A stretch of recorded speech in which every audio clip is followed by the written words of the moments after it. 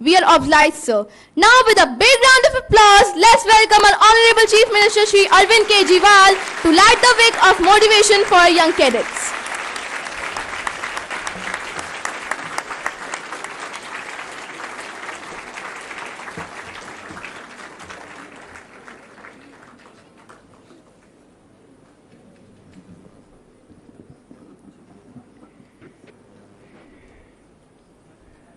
आदरणीय दिल्ली के deputy chief minister,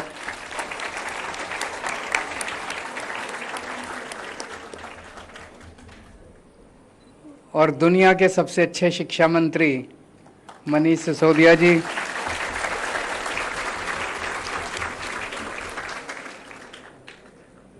मेरे मंत्रीगण में मेरे कुलीग कैलाश गहलोत जी और नजफगढ़ के एमएलए कैलाश गहलोत जी,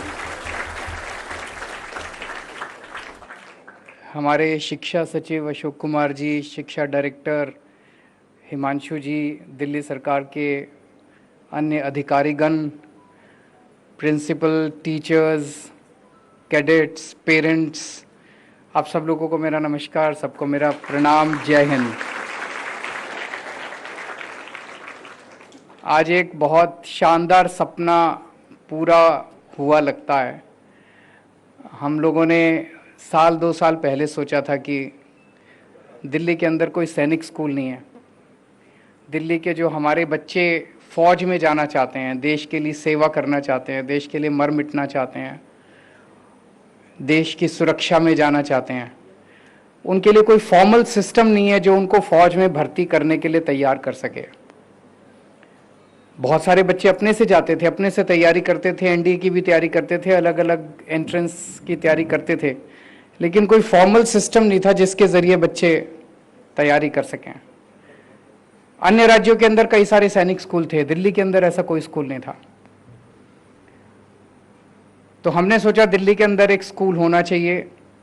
1 साल पहले हमने इसकी तैयारी शुरू की। जब तैयारी शुरू की थी तो हमें उम्मीद नहीं थी कि 1 साल के अंदर ही बन के तैयार हो जाएगा और पहला बैच 1 साल के अंदर आ जाएगा। तो इसके पीछे जितने भी लोग लगे,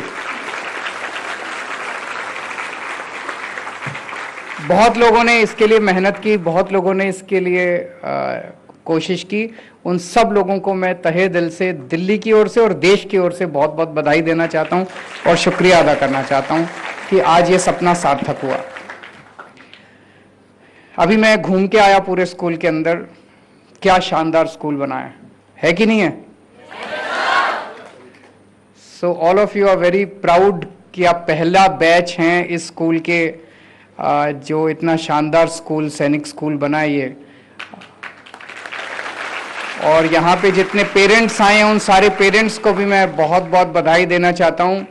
बड़ा टफ कंपटीशन था, मुझे बताया गया 18,000 बच्चों ने अप्लाई किया था। उस 18,000 बच्चों में से आपके बच्चे जो हैं वो क्वालिफाई करके और यहाँ पे पहुँचे हैं।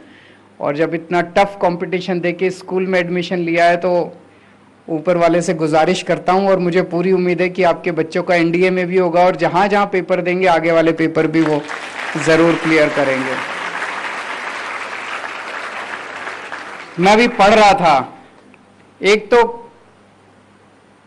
पूरा कंप्लीटली फ्री एजुकेशन है यहाँ पे, सब कुछ फ्री है बच्चों के लिए, ताकि यहाँ पे कोई गरीब और अमीर के बीच का डिफरेंस ना हो सके, किसी को ये ना पता चले कौन किस बैकग्राउंड से आया, सबकी एक जैसा सबका माहौल है। तो जो हम सपना देखा करते थे अपने आंदोलन के टाइम में, मैं और मनीष जी आंदोलन से निकले हुए हैं, हम लोग सोचते थे कि देश के अंदर एक समान शिक्षा प्रणाली होनी चाहिए जिसमें अमीरों के और गरीबों के बच्चे एक साथ बैठ के पढ़ें। आज इस स्कूल के अंदर भी वही है। मैंने वैसे ही अभी मैं एक जब क्लास में गए कौतूहलवश मैंने पूछ लिया, मैंने कहा कितने बच्चे सरकारी स्कूल से आए? ऑलमोस्ट 80-90% बच्चे सरकारी स्कूल से आए हुए हैं और 10-15% बच्चे प्राइवेट। और बेस्ट एजुकेशन मिल रही है, बेस्ट फैसिलिटीज़ मिल रही है, स्टेट ऑफ द आर्ट सारी फैसिलिटीज़ मिल रही है। यहाँ पे मुझे बताया गया है कि सारी वो ऑफिसर लाइक क्वालिटीज़ सिखाई जाएंगी जो आर्मी में होती है ना, ऑफिसर लाइक क्वालिटीज़ फौज में होती है। Through individual and group task mock interviews करवाए जाएंगे, साइकोमेट्रिक टेस्ट करवाए जाएंगे, पर्सनालिटी डेवलपमेंट वर्कशॉप्स होंगी।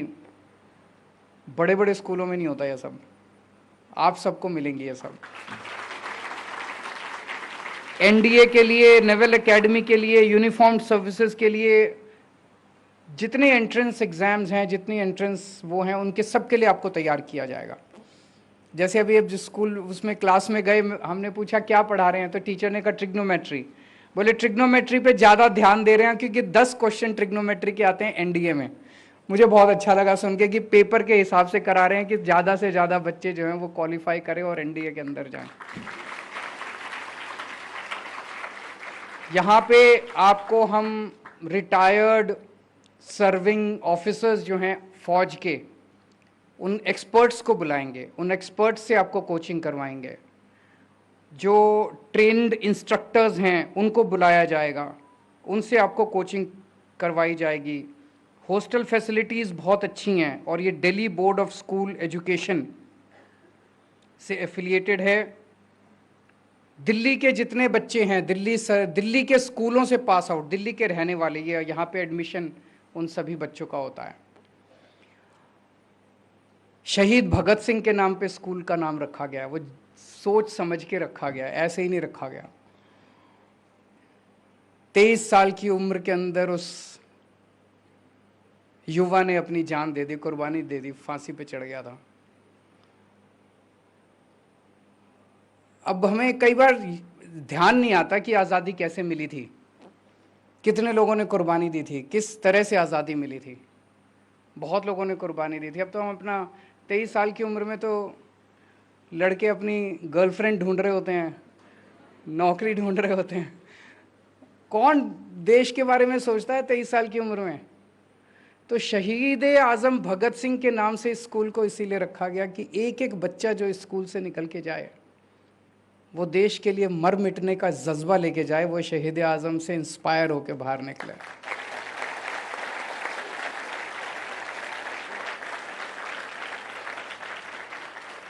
मुझे पूरी उम्मीद है कि आपके अंदर वो अलग अलग तरीके से, अलग अलग एक्सरसाइजेस से, अलग अलग इंस्पिरेशनल लेक्चर से वो जज्बा जरूर भरा जाएगा। लेकिन एक चीज़ हमेशा ध्यान रखना, आपको जो इतनी शानदार ये फैसिलिटीज़ मिल रही हैं, इसके अंदर इस देश के गरीब से गरीब आदमी का भी योगदान है। ये आपको सरकार के टैक्स से ये सारी सुविधाएं मिल रही है। और कई बार जब हम आपस में बात करते हैं ना, तो लगता है यार देश में 130 करोड़ लोगों में से 4 करोड़ लोग ही टैक्स देते हैं, 5 करोड़ लोग ही टैक्स। इस देश का गरीब से गरीब आदमी भी टैक्स देता है।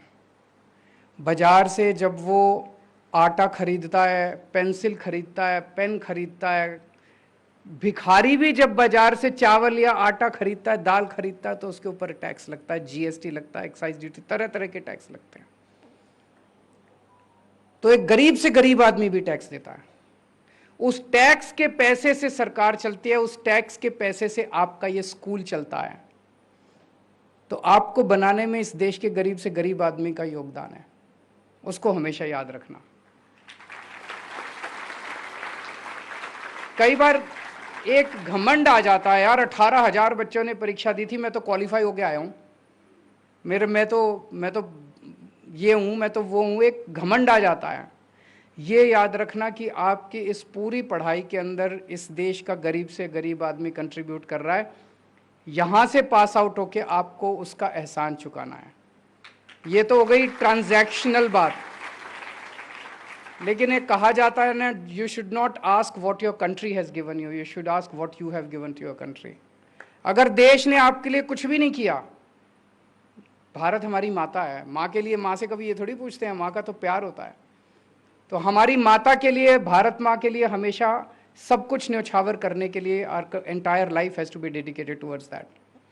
मैं भी IIT खड़गपुर में पढ़ता था, 89 में पास आउट हुआ। जब मैं IIT में पढ़ता था, हमारी ट्यूशन फीस 30 रुपये होती थी, 30 रुपये महीना। IIT की पढ़ाई, वहाँ पे इतनी शानदार लैब्स होती थी, इतनी शानदार फैसिलिटीज़ होती थी, इतना शानदार कैंपस था हमारा IIT में। 30 रुपये महीने में तो वो पढ़ाई नहीं हो सकती ना। इसका मतलब देश मेरे लिए कितना कुछ कर रहा था। उसी टाइम सोचा था हम लोगों ने कि कई बच्चे बाहर चले गए, विदेश चले गए, विदेश जाके सेटल हो गए। कई लोग जब आप उनसे बात करो वो कहते हैं यार भारत में क्या रखा है, सारे सिस्टम खराब हैं, I don't want to live here anymore, ऐसे कई लोग बोलते हैं और चले जाते हैं। अगर सारे ही बाहर चले गए तो भारत को ठीक कौन करेगा? अपना ही तो देश है। फिर भारत को ठीक करने वाला कौन? हमें ही तो ठीक करना है।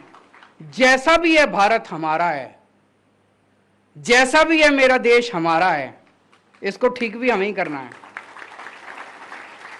तो हम सबको मिलके इसको ठीक करना है। तभी मैंने सोचा था बाहर नहीं जाएंगे, यहीं रहेंगे, यहीं लड़ेंगे, यहीं मरेंगे, यहीं कटेंगे और यहीं रह के ठीक करेंगे अपने देश को। तो देश के लिए अपने को जीना है, देश के लिए मरना है। इस भावना के साथ आप सब लोग 12वीं के बाद दुनिया में कदम रखेंगे। मैं पूरी उम्मीद करता हूँ यहाँ पे जितने बच्चे आ रहे हैं, बहुत कठिन टेस्ट दे के आ रहे हैं, बहुत कठिन सिलेक्शन प्रोसेस है। मैं पूरी उम्मीद करता हूँ कि आप लोग का सबका जो आपने सपना देखा, हर बच्चे का अपना सपना होता है 11वीं 12वीं के अंदर, मैं ऐसे करूँगा, मैं वहाँ जाऊँगा, मैं ये, भगवान आपका सबका, हर बच्चे का सपना पूरा करे और आप बाहर निकल के जिस भी क्षेत्र में जाएं उसी क्षेत्र में खूब तरक्की करें और खूब देश की सेवा करें। जय हिंद।